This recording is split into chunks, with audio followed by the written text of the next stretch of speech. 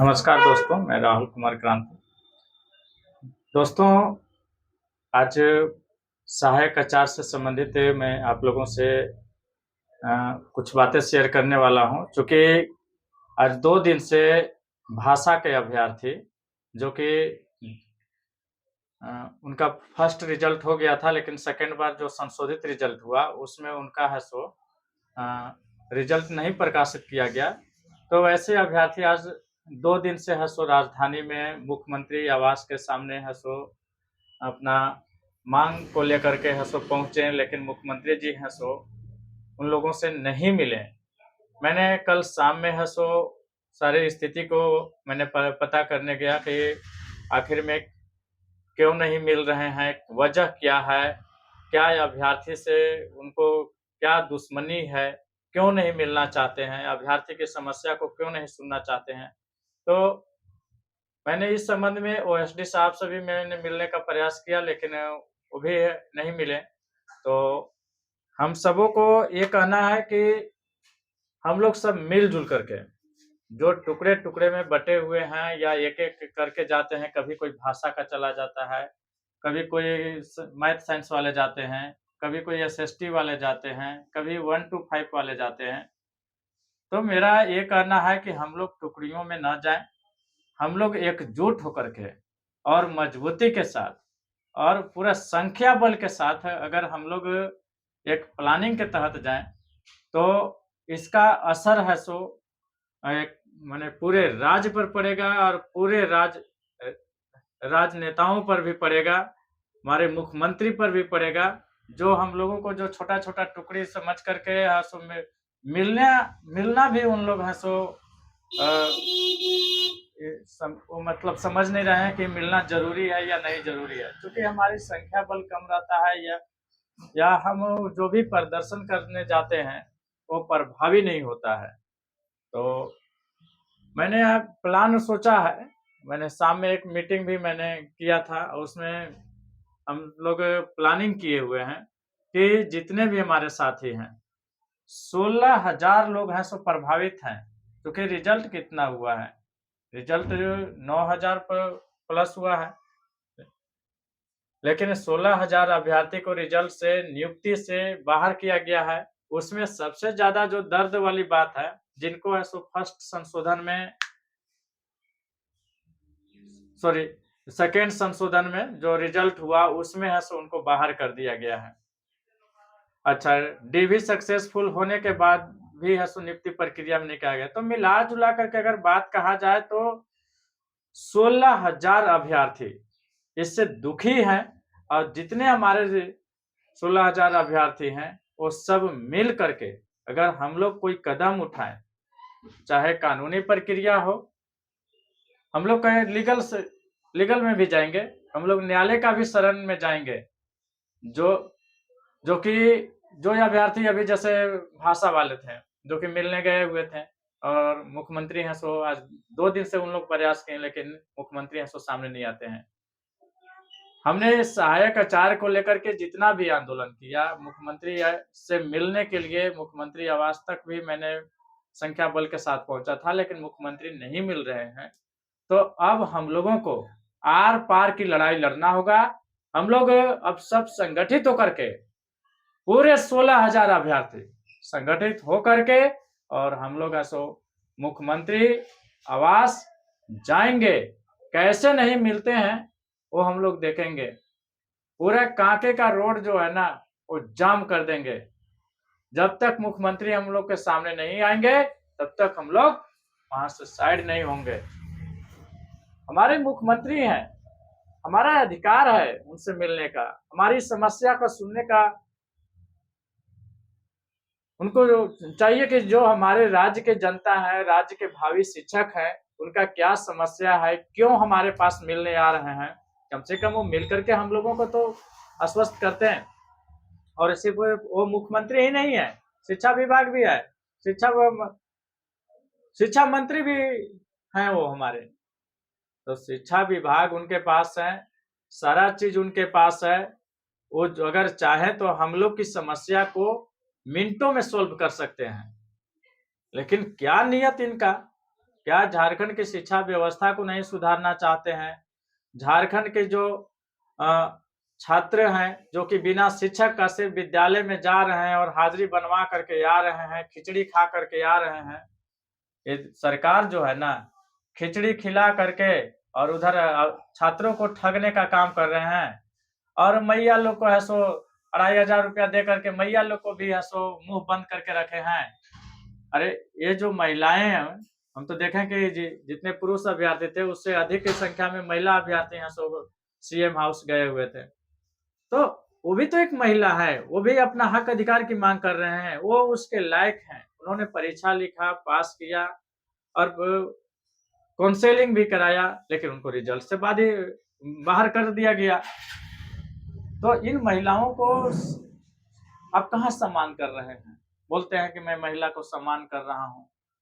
तो अभी जो कुछ भी राजनीतिक चल रहा है या जो भी सरकार के द्वारा योजनाएं चल रहे हैं, वो सिर्फ झारखंड की जनता को ठगने वाली योजना चल रहा है। कोई विकास की योजना नहीं चल रहा है जिससे झारखंड के जनता को कल्याण हो, झारखंड के छात्रों का कल्याण हो, झारखंड की शिक्षा व्यवस्था में सुधार हो। इस तरह का कोई काम नहीं किया जा रहा है।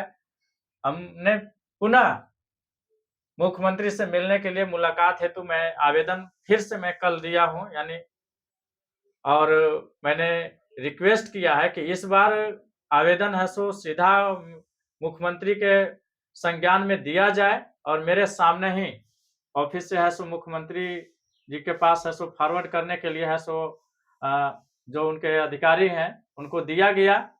और हम उम्मीद करते हैं कि इस बार वो समय देंगे। अगर नहीं देते हैं तो हम लोग 1-2 दिन और वेट कर लेते हैं। इसके बाद हम एक डेट का घोषणा करेंगे।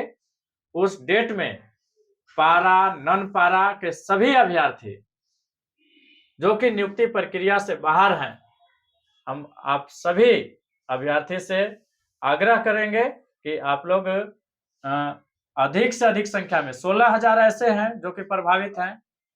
हम तो चाहेंगे कि अपने फैमिली मेंबर को भी हसो लेकर के आएंगे, क्योंकि आपके फैमिली भी तो आपसे जुड़े हुए हैं। आपका अगर करियर बनता है तो आपकी फैमिली लाभान्वित होंगे। तो हम लोग को अगला प्रयास होगा कि हर घर से, हर अभ्यर्थी के घर से 2-2 मेंबर हसो एक्स्ट्रा पहुंचेंगे ताकि संख्या बल राजधानी में दिखे और सरकार को ईंट से ईंट बजाने का काम करेंगे। रिक्वेस्ट करने का हम लोगों ने जो सिलसिला रखा, लेकिन ये सरकार मिलना नहीं चाहती है।